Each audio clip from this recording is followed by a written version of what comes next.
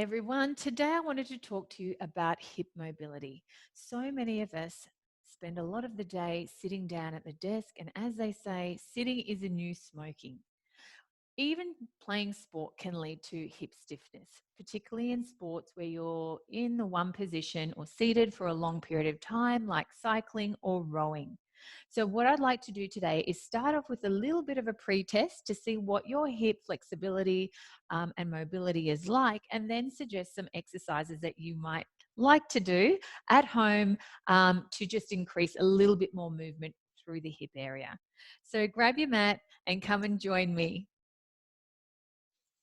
Okay, so first of all, our pre-test is to lie down on your back and just lift one leg up and then extend the opposite leg. So we should, as human beings, be able to do this without any difficulties. Leg is at 90 degrees, and just want you to be here and notice, are you needing to bend the opposite knee to be able to reach that leg up to the ceiling? Or are you arching through the back, or maybe wriggling or adjusting through the hips and the pelvis? And just see what's happening with the other leg. So you don't need to be necessarily gifted to do this, but it's just an indication of what your hip mobility is currently like. And hopefully the exercises that I'm going to recommend to you will be helpful. The second pre-test is to bend your knees and pick up one leg and just cross your ankle above the opposite knee and then float both legs up off the floor. So you want to have your knee over your hips, and once again, just noticing what's happening through the pelvis. Are you needing to hike the hips up? Is there rocking from side to side? Or are you arching through the back? And then lower the legs down and see what's happening in the other leg or in the other hip.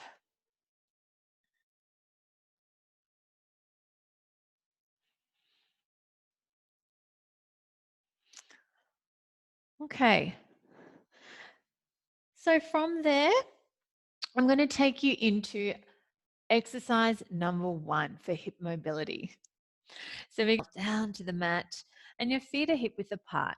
Ideally, you want to be able to touch the tips of your heels with your fingertips and make sure that your feet, knees are parallel with your hips.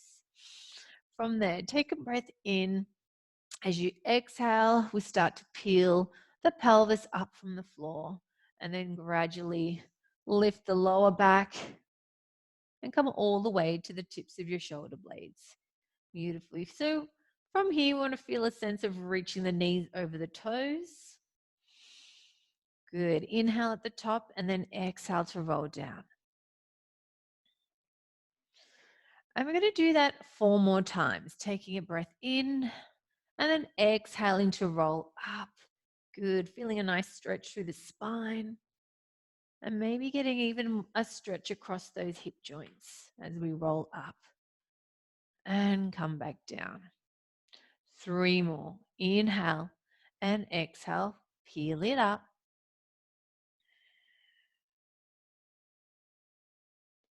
Inhale at the top and exhale to roll down. So connecting the breath is really quite beneficial during this movement because it helps expand the ribs, which in turn helps stretch muscles and engage deeper into the abdominals. And rolling down. Excellent.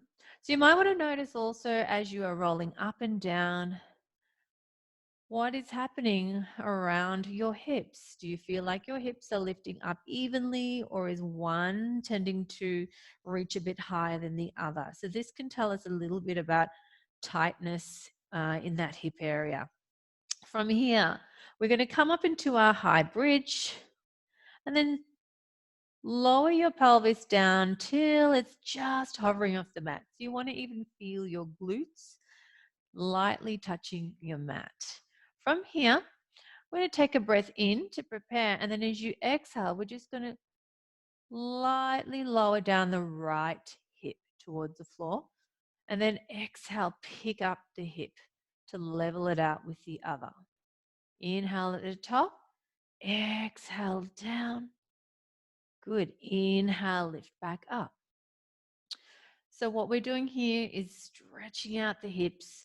We're activating in those internal oblique muscles that help stabilize the pelvis. Good. So just really not trying to rock the upper body at all. We want to just slightly tip the boat enough to feel that pelvis or that hip lower and then lift to be level with the opposite. Nice. We'll do 2 more each side. So you might find this is really tricky, making such a minor movement, and it is.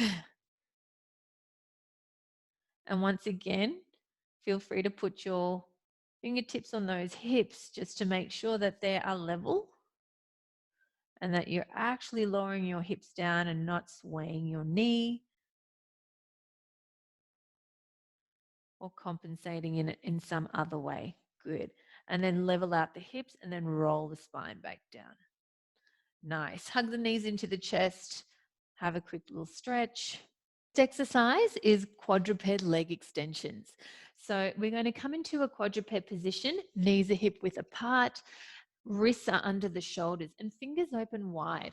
And we're going to just spread those fingers open wide and press the finger pads into the mat just to actually give a bit more support through the upper body. I'm going to hug my navel in towards my spine so that I'm not engaging through my lower back. Peel the shoulders back. Triceps swing towards my hips and my biceps turn forward to open up the shoulders and the collarbone. Head nice and long, neck nice and long. And from there, I'm going to extend through my left leg. Good. So I'm really going to glide that foot behind me as long as I can. Imagine that that leg is another 10 centimeters longer. And then slowly start to lift that leg up off the floor without dipping my belly down or arching through my back. Good. So as high as you can without adjusting, and then lower the leg down. Take a breath in. Exhale, press up. Good. Lower down. Exhale, press up. So I'm going to try really hard to keep this whole structure of my upper body nice and strong as I lift and lower the leg. We'll do 4 more. 3 and 2 and 1. Good. From there, I'm going to slightly externally rotate my legs. So I'm really going to create that movement from my hip joint rather than from my calf, my lower leg. And then slowly bring that leg around to the side without bending through my trunk. And then rotate the leg back behind me. Now, if this is too hard for you, if you feel like your leg is weighing a ton, no problem. We can slide that leg along the floor. So we just take the leg back down to the floor. We rotate it with the tip of your toe resting on the floor and then just slide it along the floor as far as that leg can go. Don't want you to try and kick your leg up to your ear or anything, because we're really just trying to increase the mobility through the hip joint, not through the leg. And at the same time, we're building up strength through those external obliques.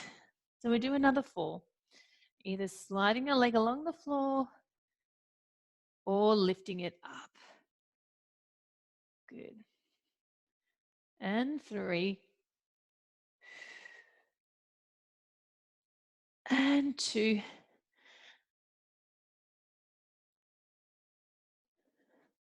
And last one. Well done. And we lower that leg down. Bring your knees back down to the floor. And then, of course, you can either take a rest in child's pose and then go ahead and do the other side. Okay, so our next exercise are prone leg extensions. So what we're going to do is come down to the mat lying in prone. Stack your hands one on top of the other and just rest your forehead down. Now my pelvis is in a slight anterior tilt. So I'm tucking my tailbone under, I'm pulling my navel in and up to engage through my abs. So you want to be almost having a little gap under there, big enough to slip a little piece of paper. From here, I'm going to reach my left leg long and then float that leg up. Try and clear the thigh off the floor without lifting my hip bone. And then lower the leg down. Take a breath in and then exhale. Lift your right leg up. Good. So once again, I'm keeping my hips really stable. Imagine that they're bolted to the mat. And I'm really working from the hip joint. And I'm using my strength through my glute to help lift that leg as high as I can. And lift. We'll do one more each side. Inhale, lower. Exhale, lift. Good. Now don't be mistaken. By lifting your lower leg rather than activating this effort or movement from the hip joint. Okay, so you should be really feeling that squeeze through the top of the thigh and through the glute. From there, we're going to keep the hands glued to the floor.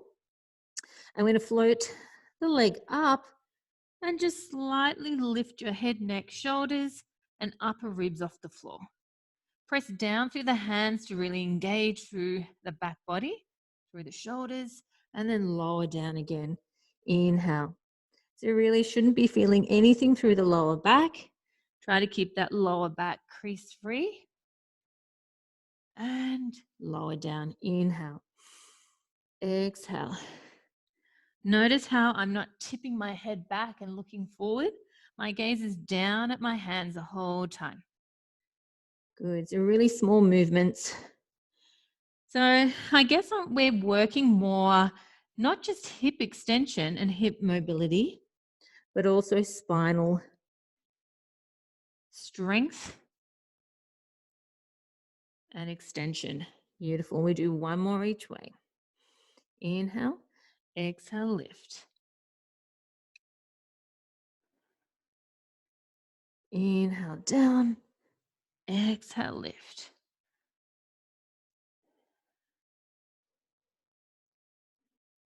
Excellent. Bring your hands to the floor. Push the sits bones back towards the heels. And have a little stretch in child's pose.